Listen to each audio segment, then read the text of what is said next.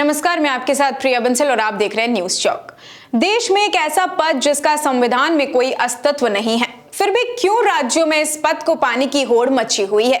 अभी हाल ही में 5 राज्यों में विधानसभा चुनाव हुए हैं, जहां भी डिप्टी सीएम का पद सौंपा गया। और साथ ही में बात करें हाल ही में हुए बिहार पॉलिटिक्स की, तो वहां भी सीएम नीतीश कुमार ने पहले अपना इस्तीफा राज्यपाल को सौंपा और शाम तक एक बार फिर सीएम पद की शपथ ले ली। इसी के साथ बिहार में 2 डिप्टी सीएम को भी शपथ दिलाई गई थी। बिहार में 2 दिन पहले ही महागठबंधन की सरकार गिरी और एनडीए गठबंधन वाली नई सरकार बनी।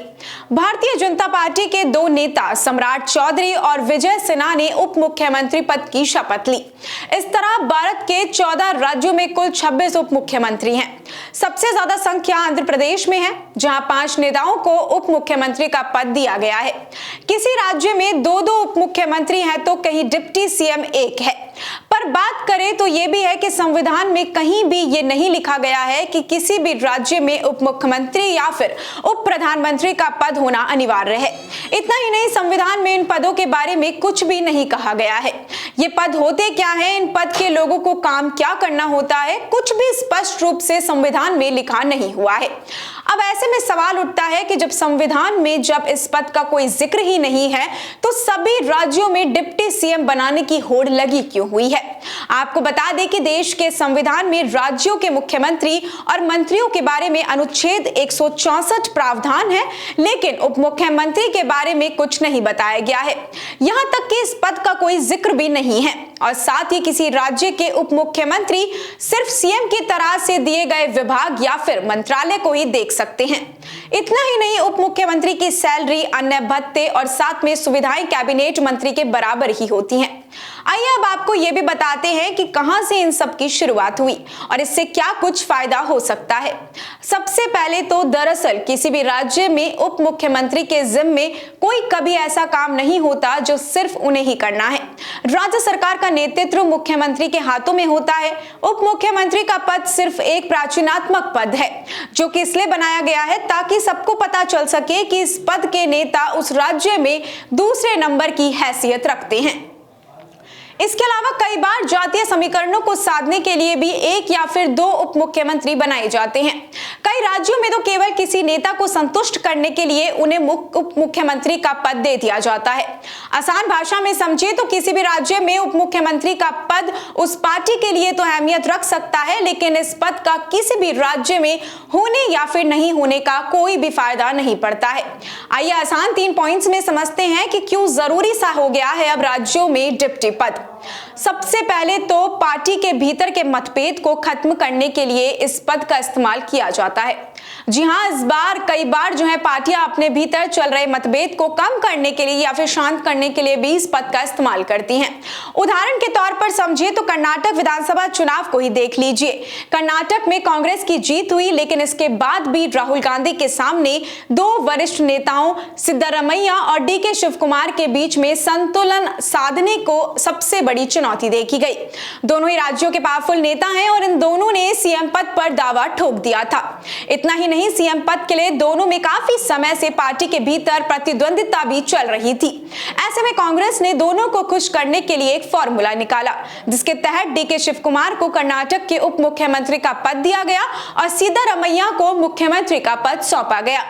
ठीक इसी तरह ही कांग्रेस ने हिमाचल प्रदेश में यही फॉर्मूला अपनाते हुए 2 वरिष्ठ नेताओं सुखविंदर सिंह सिक्खू और मुकेश अग्निहोत्री में से एक को मुख्यमंत्री और दूसरे को उप मुख्यमंत्री बना दिया। अब दूसरा सबसे बड़ा पॉइंट आता है जातिगत संतुलन साधने के लिए। यह भी इस्तेमाल किया जाता है। जी हां, जातिगत संतुलन साधने के लिए जैसे कि मध्य प्रदेश, छत्तीसगढ़ और राजस्थान में विधानसभा चुनाव हुए थे, इसमें बीजेपी की जीत हुई थी। तीनों ही राज्यों में 2-2 उप मुख्यमंत्री बनाए गए हैं। मध्य प्रदेश में इन 2 उप मुख्यमंत्रियों में एक ब्राह्मण जाति के हैं और दूसरे एसटी समुदाय के हैं, जबकि खुद मुख्यमंत्री ओबीसी समुदाय से हैं। ठीक इसी तरह राजस्थान में भारतीय जनता पार्टी ने सीएम का पद ब्राह्मण को दिया, तो उप मुख्यमंत्री का पद एक राजपूत को और एक दलित समुदाय के नेता को सौंपा गया है। छत्तीसगढ़ में भी भारतीय जनता पार्टी ने आदिवासी समुदाय के नेता को मुख्यमंत्री बनाया और ओबीसी ब्राह्मण समुदाय से एक-एक नेता को उप मुख्यमंत्री का पद सौंपा गया। इसी फॉर्मूले के तहत तेलंगाना ने रेड्डी समुदाय से मुख्यमंत्री बनाया और उप मुख्यमंत्री का पद एससी समुदाय को दिया है।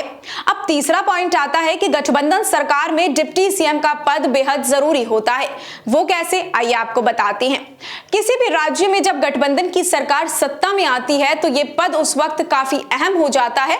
आसान भाषा में समझे तो जब दो अलग अलग पार्टियां आकर एक सरकार का निर्माण करती हैं तो किसी एक पार्टी के नेता को मुख्यमंत्री बना दिया जाता है और दूसरी पार्टी के नेता को डिप्टी सीएम की कुर्सी दे दी जाती है। इससे ये समझने में आसानी हो जाती है कि दोनों पार्टियों के सबसे प्रमुख नेता कौन है और सरकार में दोनों पार्टियां बराबर ही साझेदारी अपनी निभा रही हैं। उदाहरण के तौर पर बात करते हैं, बिहार को ही ले लीजिए। यहां पर जेडीयू और आरजेडी साथ ही आई थी। तेजस्वी यादव को उप मुख्यमंत्री की कुर्सी मिली थी तो वहीं नीतीश कुमार को मुख्यमंत्री बनाया गया था। ठीक इसी तरह 28 जनवरी 2024 में जब एक बार फिर नीतीश कुमार ने बीजेपी के साथ मिलकर सरकार बनाई तो वो खुद सीएम पद पर रहे और बीजेपी के नेताओं को उप मुख्यमंत्री का पद सौंपा गया। बिहार की तरह ही महाराष्ट्र में भी ऐसा फॉर्मूला अपनाया गया है। फिलहाल यहां पर शिवसेना के एकनाथ शिंदे मुख्यमंत्री के पद पर हैं और बीजेपी के एनसीपी के गुट के एक नेता डिप्टी सीएम के पद पे हैं। अब आपके दिमाग में ये चलना भी सही है कि कितना पावरफुल होता होगा ये पद, क्योंकि हर राज्य में अब इस पद को काफी अहमियत दी जा रही है। वैसे तो राज्य सरकार में उप मुख्यमंत्री का पावर कैबिनेट मंत्री जितना ही होता है, लेकिन किसी भी राज्य का डिप्टी सीएम बनाने का मतलब है कि वह व्यक्ति मुख्यमंत्री के बाद दूसरे नंबर पर आता है। वहीं संविधान के अनुच्छेद 164 के अनुसार हर राज्य का एक मुख्यमंत्री होगा। संविधान में डिप्टी सीएम के पद का कोई जिक्र नहीं है। ऐसे में पार्टी इस पद पर जितने चाहे उतने नेताओं को रख सकती है। ऐसी और भी तमाम अपडेट्स और जानकारी के लिए आप बने रहिए हमारे चैनल न्यूज़ चौक के साथ। इजाजत दीजिए, नमस्कार।